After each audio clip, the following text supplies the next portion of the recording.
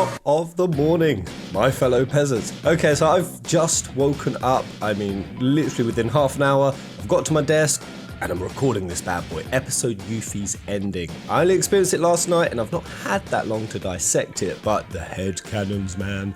I could not sleep last night for love or money, so I'm really gonna go out on a limb here. I'm really gonna postulate, theorize and strap on the tinny tin and give you my furthest out there ideas. So I'm gonna break down the Yuffie stuff, the Sonon stuff. It was very emotional. The whole DLC, I loved it. The energy, the OST, the way they represented Yuffie's character, and then even just the ending. It was really nice seeing the group just sort of chilling by the side of the road, kind of 15 road trip style, trying to flag down a car. It looks so good, and these were really the kind of organic road trip experiences. I was hoping that if we don't get like a full world map of exploration, that this is the kind of thing we see between traversing towns and whatnot, and it was just adorable. It was down to earth. Aerith asking if a full day means 12 hours or 24 hours, and Barrett getting his ear poked out by a chocobo.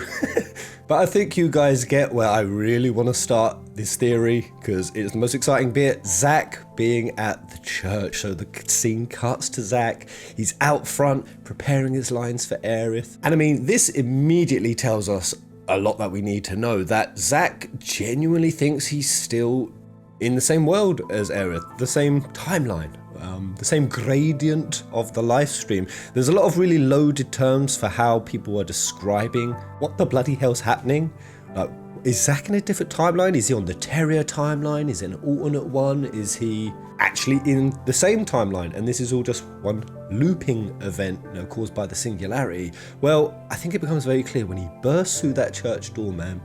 And instead of Aerith being there was a bunch of very traumatized people. Very traumatized. To the point they almost seemed comatose. They all just sort of sat in their own spaces, all really, really spaced out. And something about it all just seemed very unnatural. And my reaction looking back to that ending really makes little to no sense. I immediately blasted off into headcanon land because somebody said, what if these are Sector 7 Pillar Collapse survivors? Then somebody also said, what if these are like Sector 5 bombing survivors? And they've come to Aerith's church for refuge. Well, this was my response that made absolutely no sense. Are we actually going to get a Zack Aerith reunion? Hello? Hello? Aerith?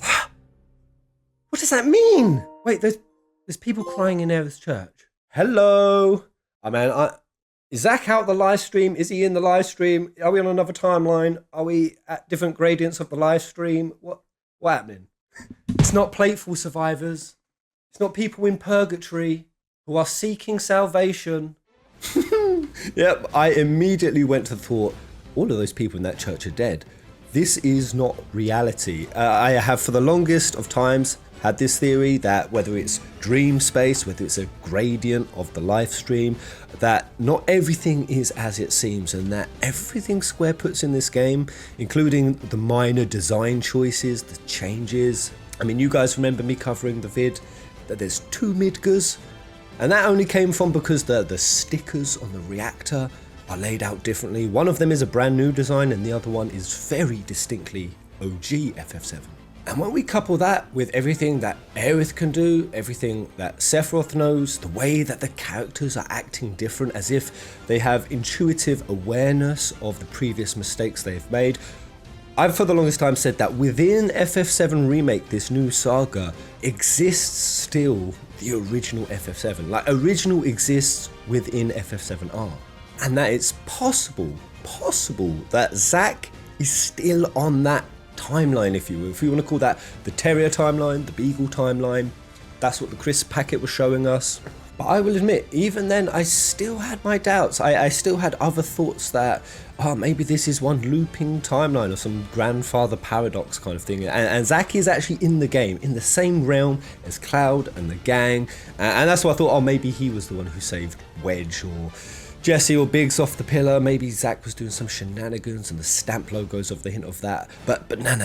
I cannot see, although that is such an obvious, straightforward, I think in some people's minds simple because it avoids the whole logic of timelines, which I think is messy. I think it's a loaded term. And it has a lot of implications and connotations that, to me, don't really fit with the lore of the livestream and 7 as a whole. I think if Zack is in the same timeline and that these people in this church are just, I don't know, survivors of Sector 5 and he's just missed Aerith, either she's on her way to calm at this point, because again, how these Zack flashbacks appear, the timeline is so messy and murky. It seems like Zack is always like 2 or 3 weeks of steps behind.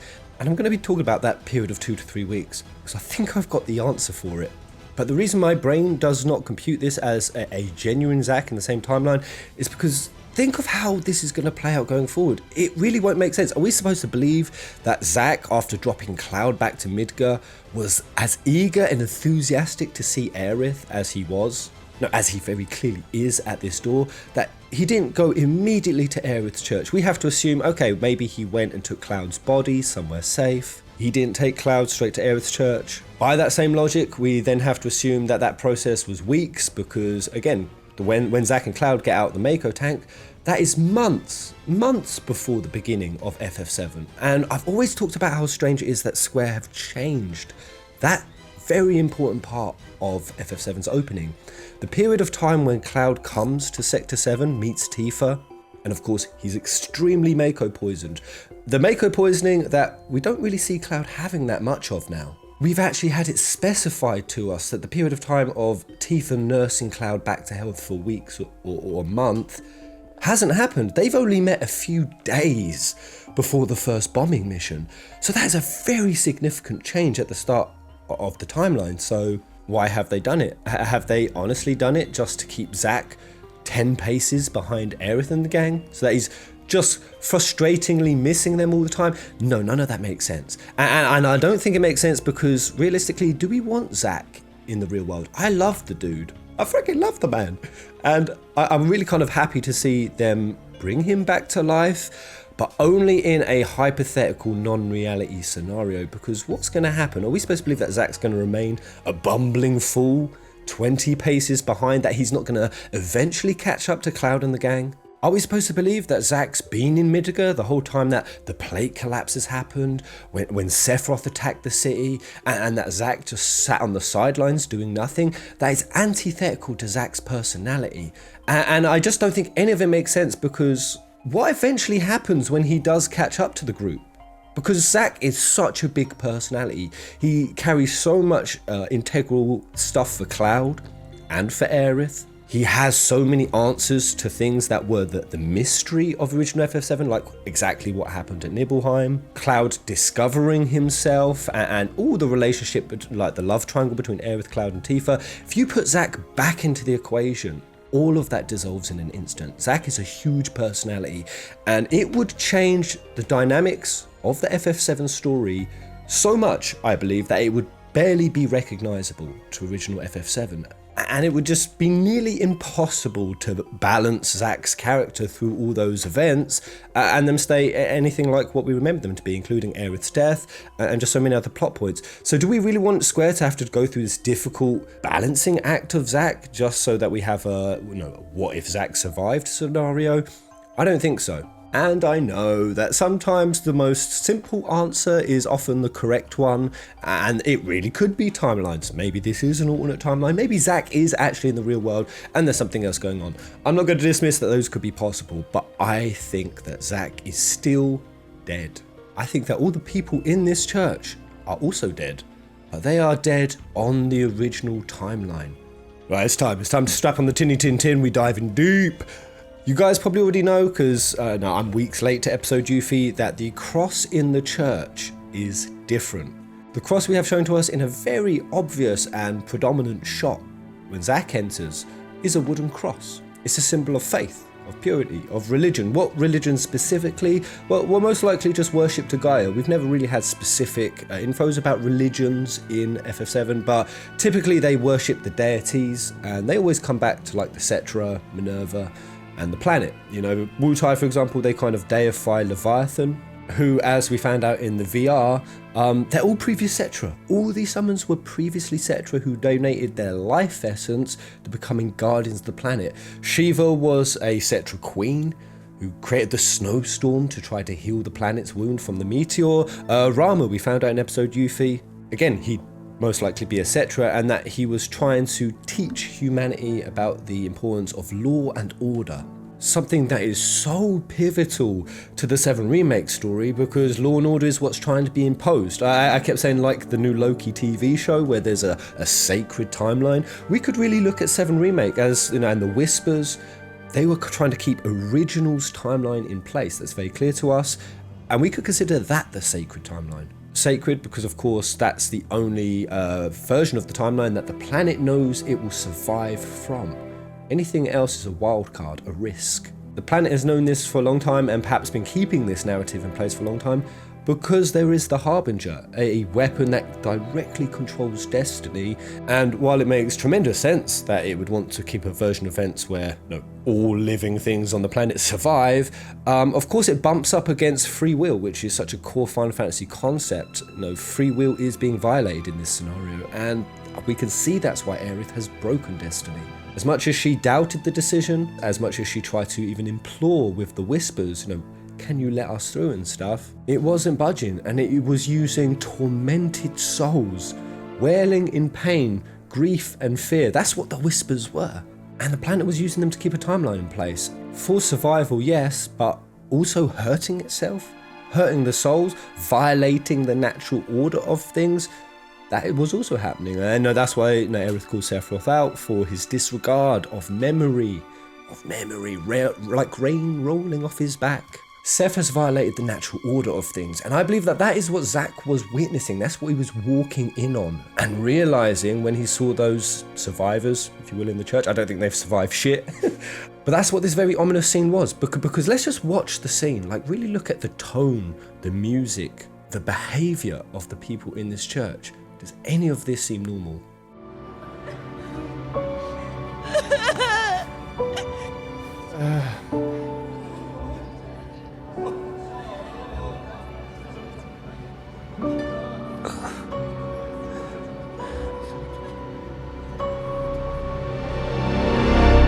Aerith? Come on. I mean, the way that music just drops like a stone in your stomach at the end, and just Zack's deadpan face. But again, just look at these survivors. Well, not non-survivors, in my theory.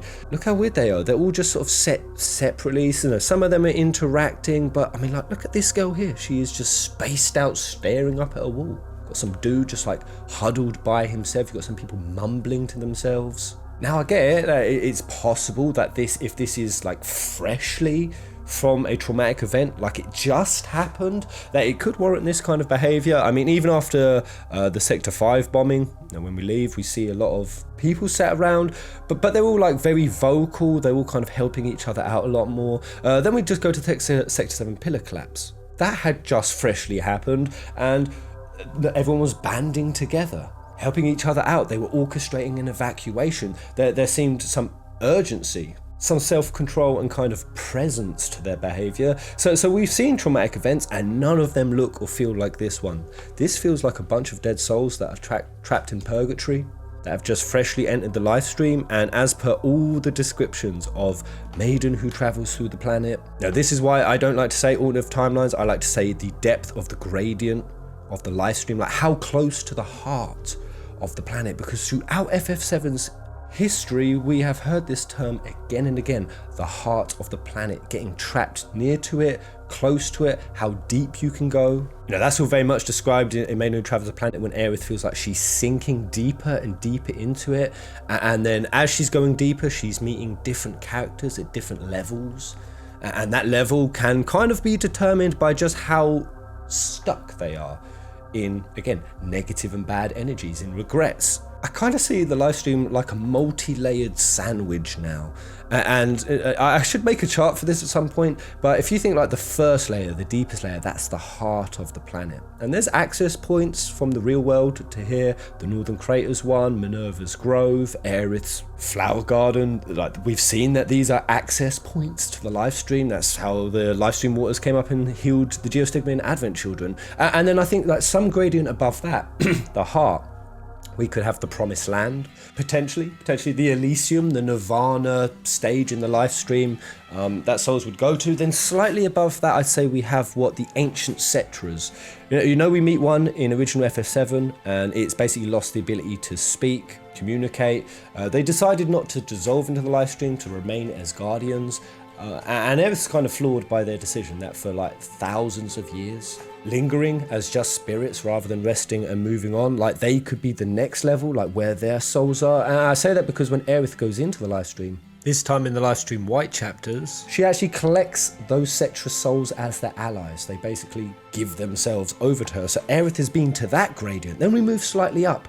We could say we have like maybe the Whispers. Again, the Whispers are a form of tormented soul, trapped in a purgatory, either one of their own making or by Sephiroth's design, Sephiroth and Jenova's. Again, that's why I think in episode Yuffie, Goddo being in jail was such an obvious move that Seph would make. If he wants to bring more war and strife to the planet, well then you've got to take out the leader of a nation who's being a pacifist, quite clearly. So that more souls corrupted can enter the live stream and embolden him. And this is the thing, if this 7 remake is, let's say, a new layer of the sandwich, like he has created a new layer of the live stream, a re-happening, one that is on top of original. And of course we could ask, how could Sephiroth do this? Well, these layers of the live stream, these gradients, they're obviously all memory. That's literally what the world is built from. That's the building block. That's what nurtures the live stream. It's memory. And all the way up to Advent Children and beyond, Sephiroth has been harvesting people's memory, keeping it trapped so that he can empower off of it. That is Terra Corrupt. So what I'm saying is Sephiroth fundamentally has access to the building blocks of what would make a new live stream timeline. And again, whether he spent that Terra Corrupt to create a new layer. But anyway, just quickly talking more about those layers. So we've got the Whispers, then something different to that. We have the Ghosts in the Train Graveyard. Maybe the reason why they're like ghosts and kind of a bit more tangible than the Whispers is because maybe they're trapped a bit closer to the surface. Their death is either fresher, maybe their grief more raw, and then I think even further up we have the coma spaces. And the coma spaces, we've got like Jesse's dad. He's trapped somewhere between reality and the heart of the planet. This is Jesse's theory. This is her research into planetology, giving her this thought. We also saw a little tease at the end of Dirge of Cerberus that Shalua was also in a coma. I also quickly want to bring up Lucretia. She's a real interesting case, and I do wonder what they're going to do with her in the remake, but her crystal stasis is kind of a state of death, though Vincent spends a lot of time attempting to communicate with her. But then there's a question of, can she even die? It does kind of state in her profile that the Jenova cells in her body had made her close to immortal. And we definitely know she hasn't fully diffused because, again in Dirge, the synaptic net dive, which Shell can access, and we see it in the Omega event when Lucretia then shows up and she gives Vincent the control he needs over Chaos.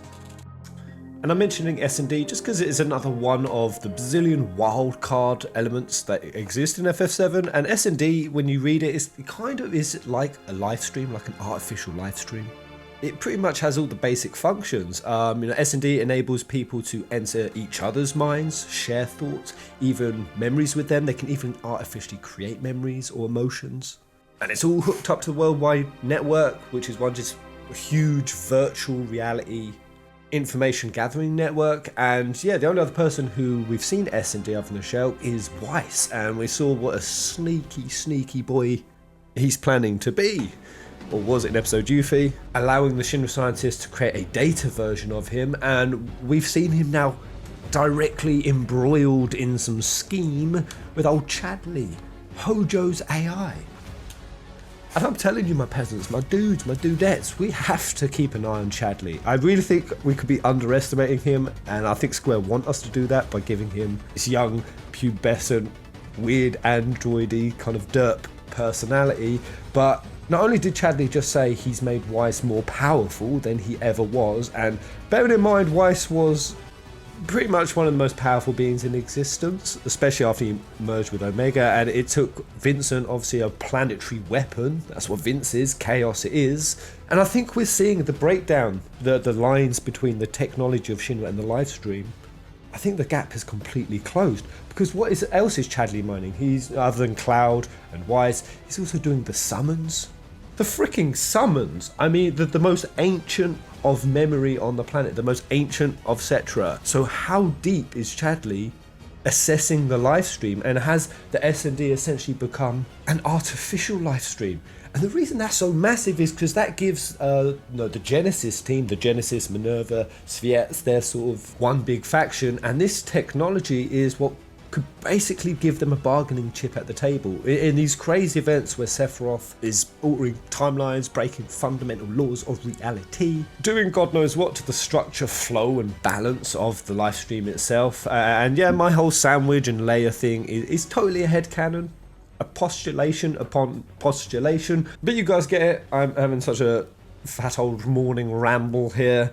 But going back to Cloud in a coma, because of course if my theory is Zack is dead in this scene, the kind of counter to that is, well, Cloud's in there. Cloud's there. He's obviously still passed out and comatose, so it's not like he's conscious, but what would that mean? Would that mean that Cloud on Zack's timeline would permanently stay unconscious? Or would he, up until the points where Cloud goes into those coma spaces again, because it happens another 2 times. 2 times Cloud flops it back into the live stream. And there's plenty of times where Cloud like trips out and he has like mental breakdowns for FF7. I'm thinking, what if in those moments Cloud's body was to wake up on Zack's end? On Zack's end. We get a bit of Cloud and Zack bro action? Holy crivins, I'm going out on a limb here. But these are just a few of the weird and wacky psychological tangents that I could see us getting dragged down. And this isn't even the start of the list. Like, there's so much else. There's a fat old list. I tried to prepare a bit. We got things like when Sephiroth drops in and reforms himself in the live stream. You've got obviously Cloud and Tifa's memory dive, which from everything we saw up to the point of original, that was always accurate. It was always telling the truth. Like, it was by going into that memory sequence that Cloud actually saw the events for what they really were. That's when he realized he wasn't Zack. Basically, the memory of the live stream don't lie, baby. Or at least it didn't.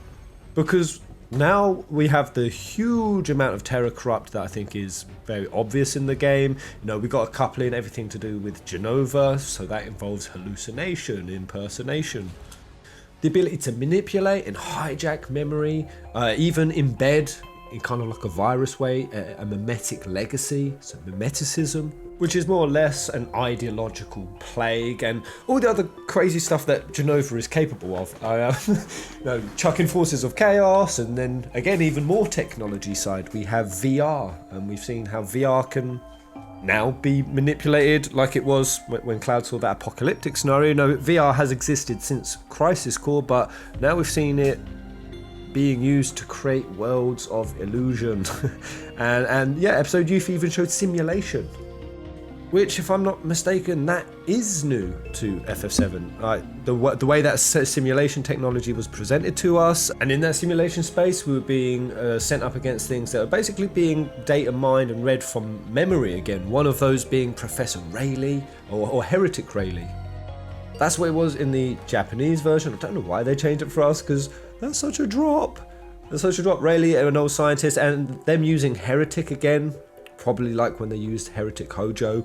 Though they mistranslated it to Heletic for us, but it was Heretic, and I think the logic behind that name was, I mean, he's been trying to discover the powers of life and death and creating the ultimate being, the ultimate god. I think he could still be carrying some of the motivations we saw him like lead up to in Dirge of Cerberus. Like, he's straight up wanting to be a god.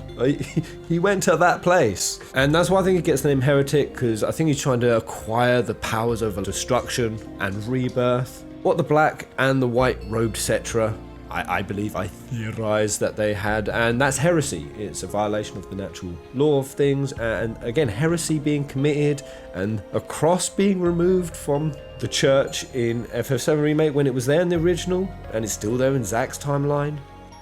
That could, at least on some symbolic level, be interpreted as heresy. And the fact episode Yuffie brings up Heretic Rayleigh, the cross thing, and then brings up about Rama being here to impose law and order.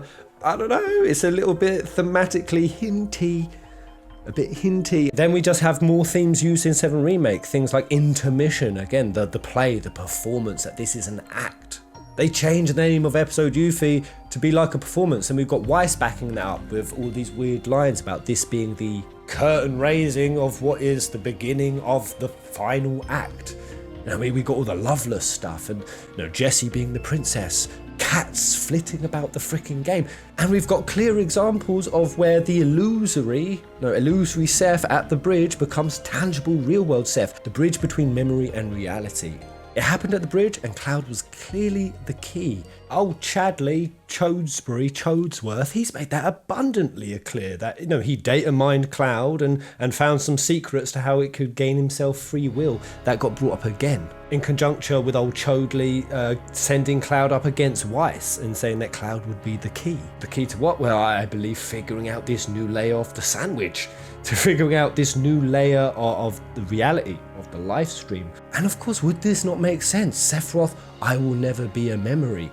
That's where Seph left off. That was the last determined conclusion we saw from him. So would it not make sense that Seph is going to try to create a scenario where memory can breach into reality once more? And that is what 7 Remake is. That's why I believe Cloud's hallucinations are so much stronger. That's why I think Nibelheim was being projected over Midgar, because Cloud is projecting onto reality.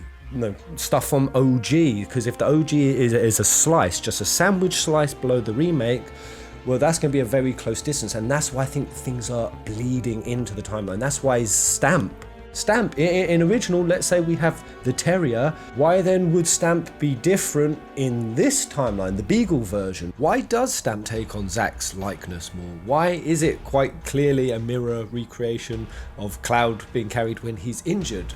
Why does the Stamp song sing so obviously about all the personality traits of Zack? And the thing is, there's a few schools of thoughts you can have with Stamp. You can take it as, well, it's not literal, it's just like a remakification. Square are just using Stamp pointlessly to just give us little Easter eggs and cattle prod our brains every now and then, just remind us Zack's out there, and it's all fun with no real meaning. I think they've gone through too much setting up Stamp, and Nomura kind of stressed his importance. So what do we interpret as? Do we interpret it as just Cloud, master of his illusory world? He's seeing a dog and he associates feelings of friendship or loyalty that he gets when he sees that logo. A logo that embodies, all the Shinra propaganda and joining soldier and the infantryman and everything that basically inspired Cloud and is where he met Zack from. Or the other one is that everyone in the world sees Stamp that way, and this second Midgar, separate to OG, whatever we want to call it, that it's being influenced by OG. Things are bleeding in. That's again why I think there's kids running around these slums with buster swords, cardboard buster swords, talking about being heroes.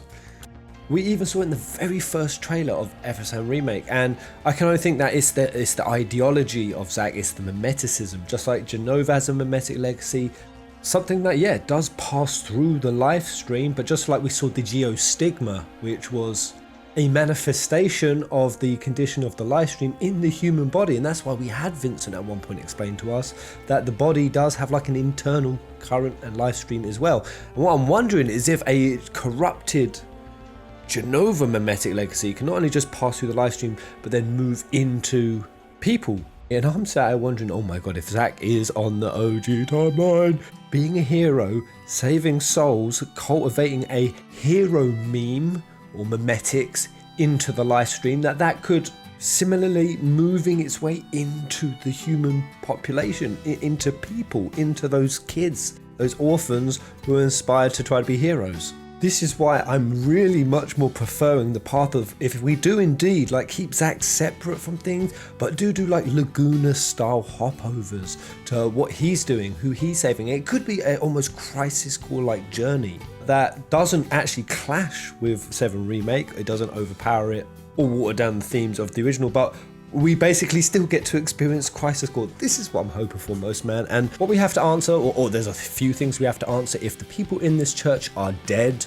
on Original's timeline still, what we need to answer is, why does it look the way it does? Why does it look real and tangible and corporeal? Why can Zack not tell the difference? Why does he not know he's there? essentially, by my theory, still acting as the guardian of the livestream, one that the planet put in the place at the final events of Sephiroth breaking destiny. It decided to bring in one of its champions to guard and protect the souls during what's going to be a very turbulent time on the planet for the souls. Remember, this entire remake is a battle for the emotional equilibrium of every soul on the planet, and Aerith is here to tip it one way, Sephiroth to the other. But before the remake, what we have never seen is a description of the livestream being almost like a really convincing reality. When Aerith goes into the livestream, she talks about it's a swirling kind of energetic place. Nothing really has form. It's like a great ocean and a river, and it takes like a long time for her eyes to adjust. And Aerith, when she's in the live stream, very clearly knows she's there. So how could this be looking so real and still be the live stream? Well, do we really need that answer when we've already seen a space in the live stream that is so compellingly similar to reality that the people in it can't tell the difference? Because when they crossed Destiny's portal, when they were on the other side fighting the Harbinger, the Ultimania told us that was the live stream. They were in it, and what did Barrett say when they entered? Yeah, but everything looks normal to me. They couldn't tell the difference. And now, of course, to counter this point, the logic would be, okay, so why did they still look like whispers on that side of the live stream? Why did Kadajlos and Yazoo appear to us in those kind of amorphous Harbinger remnant forms? Well, this is what I kind of see as supporting evidence for the fact that Seth has done something this kind of significant, this egregious to the planet, to the structure and form of the live stream. And why Aerith does identify him as being that there's no greater threat than him is I kind of think he's actually slurped. This was the headcanon I had. Like, I kind of envisioned a sponge, and if he was to draw in all the souls of the planet, he's originally going to smack it with a meteor, but Sephiroth's ideology again is evolved since OG. His understanding of the cosmos. There's the cosmos life stream up in the sky, and that's what he's now got his eyes set on. This is a much grander Seth, and I think if he's now had the power to slurp a derp all the souls, millions of whispers, a scene that we've actually seen. I realised we'd seen it, the purple Nado, which is essentially millions of whispers of souls. It is a tremendous amount of memory that he's drawn into himself, and I'm thinking, surely that's pulled everything up like a sponge through a live stream, bringing the deeper layers to more surface corporeal ones. But more significantly and obvious than that is just like how Sephiroth was able to just infiltrate a few whispers in FF7 Remake Part 1, it was the occasional one overlooking the group, corrupted by the same colour as Jenova's blood. If we think that going forward and baked in the singularity that happened, way more souls are infused with Jenova, well, what can Jenova do? Jenova can give the illusory, the hallucinatory, and even memory itself form.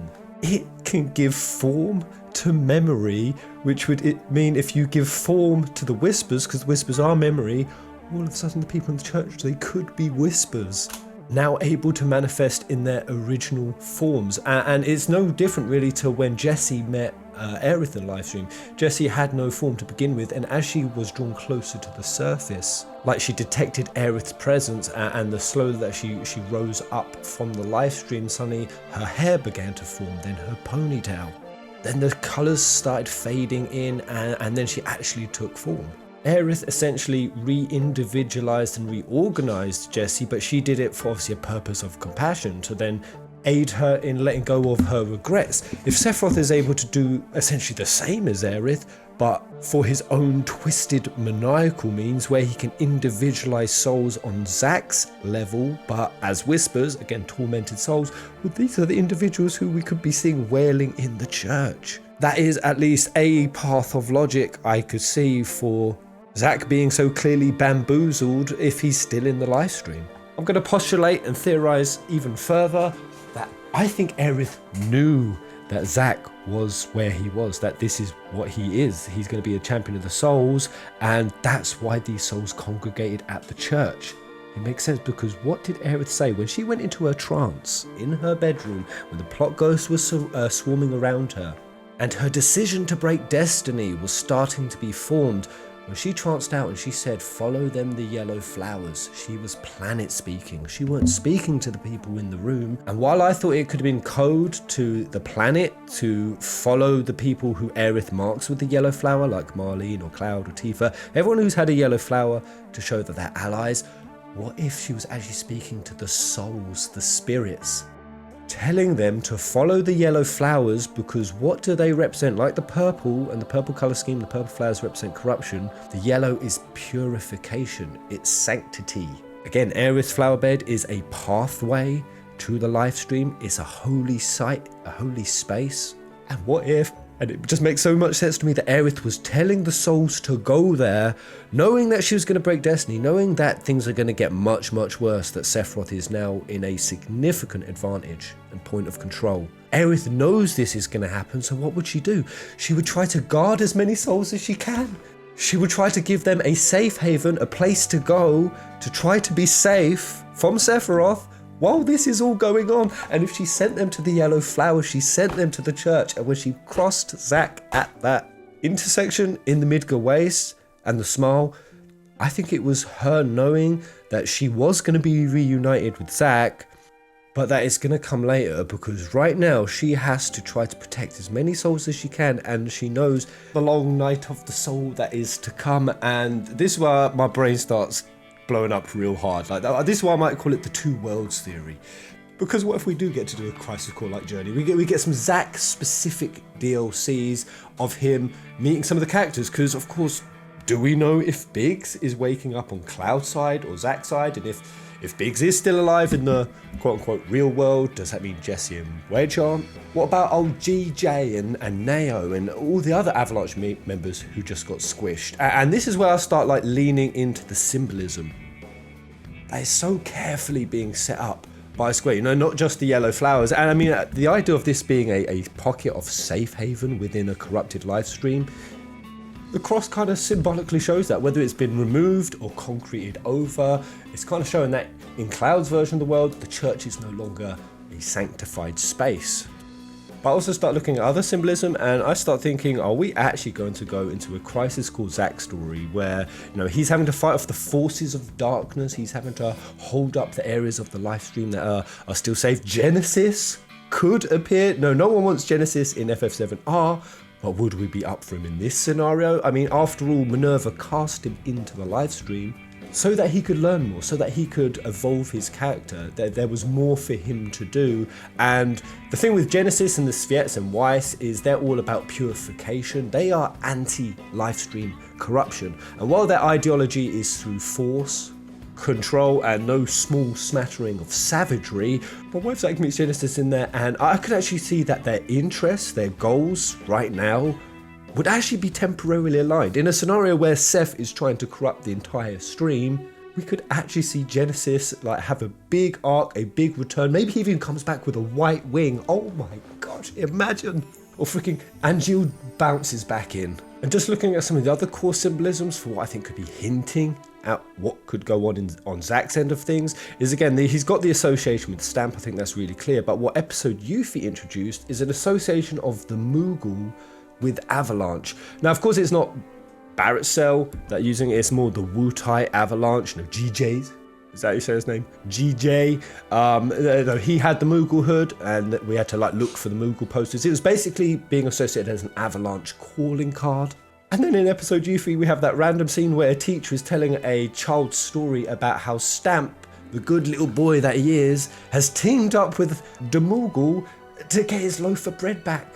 Some tea leaf add off with the Moogle's loaf, and Zack was helping get it back. Now, could that be an association that Zack is going to be working with Avalanche? And yeah, again, if that's Jesse, Biggs, or Wedge after they've died, if them dying in the remake timeline sends them to Zack. But even if it is the Wutai Avalanche side of things, even that connects with Zack's character, because one of his first ever missions was to attack Wutai. Genesis was supposed to go, instead him and Angeal had to. And it was on one of these first real proper missions for Zack that he kind of started realizing he was indoctrinated by Shinra. This is what eventually led up to him turning and fighting Shinra. Because he goes to Wutai, he meets a small Yuffie who she tries to square up to him, square go like. And then he actually speaks to some of the Wutai guards who basically morally berate him. They kind of ask him if he's happy, being a conqueror, an insurgent, a murderer. And in the scene, we kind of see Zack like reflect on it, and almost like a little hint that he would help them one day, that he would try to like make up for his crimes, sins, or naivety, whatever you want to call it. So I start thinking, man, like Lord of the Rings, Aragorn style, what if the forces of Sephiroth, like Mordor, just keep getting stronger and stronger as the stream gets more and more corrupted, and we like zip to Zack's side and things are getting worse. And then like right towards the end of the finale, in Sephiroth's arrogance in believing he has the souls, somehow it turns out, and it'd be the arrogance of the villain being flipped on himself, it turns out Zack's actually been keeping a portion of the souls safe, and he raises an Avalanche Wutai soul army. Oh my goodness. That's crazy, I know, but just seeing that stamp Moogle story, I'm like, what did that symbolically mean? And then even at the end of Remake Part 1, a core piece of symbolism I haven't been able to get off my mind is when they do that predominant shot on that girl looking for her dog, and then she sees the dog and runs up and embraces it, and it's just the way that the camera shot, it made it the central focus. Is that like hinting of a Zack Aerith reunion? And as much as I wanted that, I had my apprehensions about how much that would mess the story up. Well, follow here, what if that symbolism was accurate? And what if this theory is true? What happens? I can see it now, right? Cloud has got intuition of the future. Destiny has been broken. He's kind of aware that Aerith is leaving for her death. And I could see Cloud being confronted with these opportunities to either try to save his mum or try to save Aerith. And as he's doing it, us, the fans, we're thinking, oh my god, surely not. Surely he's not actually going to get to save her. We're kind of left in suspense with it. Square, they build up a little hope in us, a bit of hopium. So that's that when the final hammer does eventually still drop, she still dies. I mean, it has to happen. It's too important. It crushes us. We're weeping. Cloud and the gang are weeping, and I think Square should leave it to marinate for a while. But then just like Zack has been not the secret ending, but the ending of both Remake Part 1 and episode Yuffie, I could see this continuing. And what if after she's died, as Aerith is sinking beneath the waves, but then she wakes up in Zack's freaking arms? Oh, be still, my inner hopeless romantic. It would feel good, man. Feel good. And then from that point onwards, maybe we do get to experience a little bit of like a maiden who travels through the planet kind of incorporation. I mean, oh my god, thinking about it, this would all be Zack who travels through the planet. Ooh, hero who travels the planet. I am so very game for that. And specifically what could be Zack's main thing, just like in CC, what if Zack would be the one to confront Minerva? We actually get Minerva in. She is, of course, an obstacle to the livestream, evolving out into Aerith's vision of it, into one of altruism and compassion. Minerva is an old age archaic goddess that I definitely think also needs to be replaced, just like if Sephiroth and Jenova need to be removed to purify the live stream. We could get that on Zack's end. And who knows, after Minerva fucked him off, maybe Genesis also goes along with it. Maybe most of the souls do, because again, I've always been stressed how all of these characters, from Kadaj to Genesis, Sephiroth, all of them, they're all just essentially searching for a mother figure.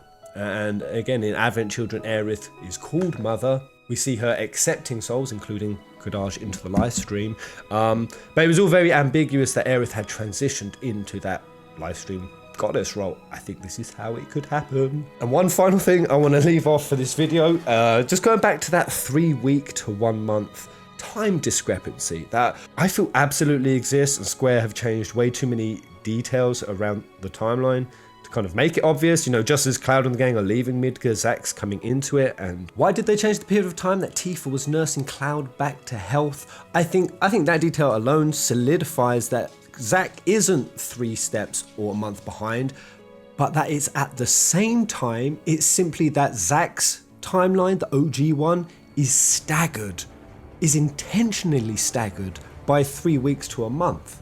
Because the thing is, Square have put so much effort into making sure that we know chronologically what's happening in the story. That's why in episode Yuffie would cut to a repeat scene of Shinra to be like, oh, this is the point it's happening. And I think we've even seen 2 pieces of evidence for Zack. When the golden sprinkly doodads come falling from the sky, aka when the whispers dissolve, we can see that Marl and everyone can see them. And then we cut to seeing them dissolve over Midgar at exactly the same point in Zack's timeline. Now I know some people have thought, oh, it's a singularity, so that would be happening all throughout space and time. Even if cavemen were stood in that area of Midgar, they would be seeing it. But that doesn't make sense to me, because if everything's happening continuously through all of time, well then Midgar would perpetually be one big glitter party, which I'd be game for, but don't really make much sense. And I think it definitely doesn't make sense when we see that when Zack and Aerith crossed paths on the Midgar wastes, they intuited each other.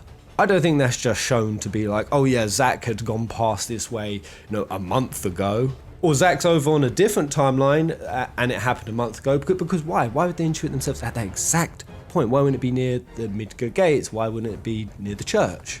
Well, I think it's Square making it abundantly clear that it's because that is the point that Zack is at in the story in reference to where Cloud and Aerith the Tifa and the gang are.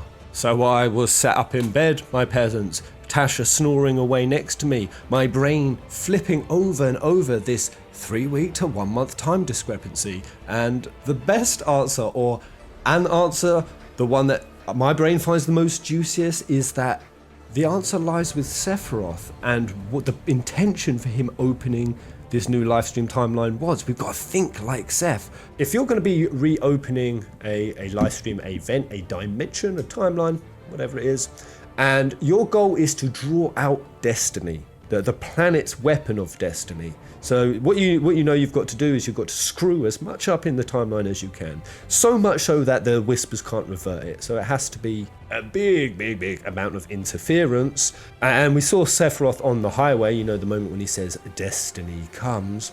Well, if this is all premeditated, and Sephiroth knew that at that point on the high wind, that was when he was going to pull the trigger on destiny, well, if he did create a new sandwich slice, did he align it with the OG so that it coincided, so that it aligned with the day of Zack's final stand? What if he intentionally aligned it with that point? Because Zack's final stand is, of course, one of the most significant things in Destiny. The entire timeline, the reason why the planet has to keep Cloud so concisely organised is the fate of the world hinges on Cloud. And the day that Zack had his final stand and passed the Buster Sword, again, the symbolic passing of the Buster Sword, the living legacy. If you watch my Berserker Adrenaline Runic Legacy vid, you know how key and important and empowering it was that Cloud got connected to a lineage of heroes, Angeal and Zack, and with that came traits like honor, pride, dreams. It kind of even gave Cloud, in the early stages of FF, when he's kind of lost and he's got amnesia, the lending of Zack's sort of memories, persona, or kind of even moral compass, if you will, kind of acts as a bedrock of support for Cloud in the early stages in resisting Sephiroth. In fact, it's been throughout the series. Cloud having Zack as his living legacy, it was even what beat Sephiroth in Advent Children. Yeah, Zack came to Cloud and he shot up in the sky and he beat Seph. So Zack has always been a thorn in Sephiroth's side in the battle for the mind of Cloud. Even in OG, when we have those like sort of dark monologue tech scenes that are happening in Cloud's head, we see that some of the voices come from Jenova, some from Seph, and some from Zack. So he has a room, if you will, in the Cloud Head Hotel. What if Seph kind of knew that by aligning, again, Destiny's destruction with Zack's death, that he could essentially kick Zack out? And with Zack gone, Sephiroth could possibly think that he might be able to manipulate and win Cloud over to his side, win the ideological battle, or again, even completely remove the hero meme that Zack was kind of dedicating solely to Cloud. Yeah, it would be a critical error on Sephiroth's behalf, and this is what I love, because it's the same kind of critical error Seph made in OG, and we're wondering if he's going to make it again. He knew that Aerith was a threat and had to remove her, but in doing so he activated Holy, so it was a double-edged sword decision. What if Zack being back, Zack being disconnected from being a living legacy for Cloud, he can no longer support Cloud directly, making Cloud more vulnerable, but the double-edged sword is that Zack is now free. His role is freed up to again go and protect souls who are going to the safe havens that Aerith is guiding them to. We can but hope. Or at least this is what I'm hoping for. And I kind of even associate some of the other weird things I've seen with Cloud's character being, you know, he's always been a Sprackensdy dick, Cloud, but he always had a better moral compass than what we've seen in 7 Remake Part 1. And I'm wondering, could that even be part of the proof that Zack isn't there as Cloud's sort of moral compass, if you will? Just because there's been loads of odd things, like Cloud almost coming close to executing Johnny, just for being a squealer. It was dark, and like Tifa had to stop him, and there were other times where Tifa's kind of looked a bit worried and scared at Cloud, and I think Aerith has to stop him from executing Reno, Tifa again from executing Marco. I don't know, there's something different. I'm like, is that just the absence of the Zackness in Cloud, the angel on his shoulder? And going a bit thematically deeper into that, it would make sense for Seph to try to do this because, you know, Cloud freaking smiled at the end of Advent Children. He smiled. It was at that point Seph knew he was done for. Cloud's character arc had come too far. There was no way he was going to be able to break because what Cloud accepted fundamentally in Advent Children, just like Genesis had to, just like Angeal, just like it's a core theme of this game, he accepted Bushido. Bushido being the samurai code of accepting death, accepting impermanence. This was the honor referred to in Loveless and by Genesis, you know, gaining honor and gaining it back, meant to accept death, and that was of course Cloud's biggest hang-up, and why I think we're seeing Sephiroth torment Cloud more with his mother. He went even as far as to say he directly killed Claudia. Then in the VR showing Tifa and Barrett getting killed, it seems to me like Sephiroth is very much aiming for the Achilles heel of Cloud, in that in this rehappening he hasn't come to accept death yet. And now we can kind of potentially see it as Zack has also had his Bushido taken from him, stolen, rewritten. And I think that's going to have huge implications on this remake going forward. I think all of it is. I think this is the level that symbolism works on, but I am done. There we go. What do you think, my fellow peasants? Is this all too crazy for you? Is it too crazy? Again, I said it. Seren was born crazy, man. But do you like these ideas? Do you think Square could be going down some of these avenues? Do you want them to? Or do you have better ideas? I would love to hear it down in the comment section below. And while you're there, you might as well smosh up the like button. Give it a dingle dangle on the subscribe button. Make sure you hit that all notifications. Anything that's going to get the peasant-y algorithm juices a-flowing. That's the best thanks I could possibly ask for if this theory in any way titillated your brain, and it'll be getting me closer to that silver play button. But thank you very much, guys. I also quickly want to ask before bouncing out whether the length of this video was too much. I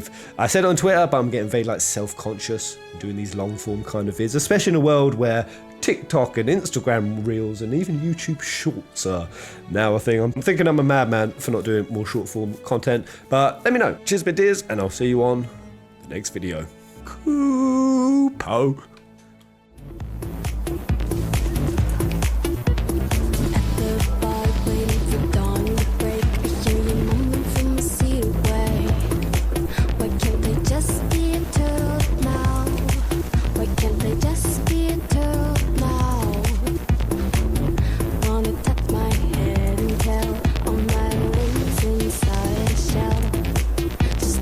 Every turtle's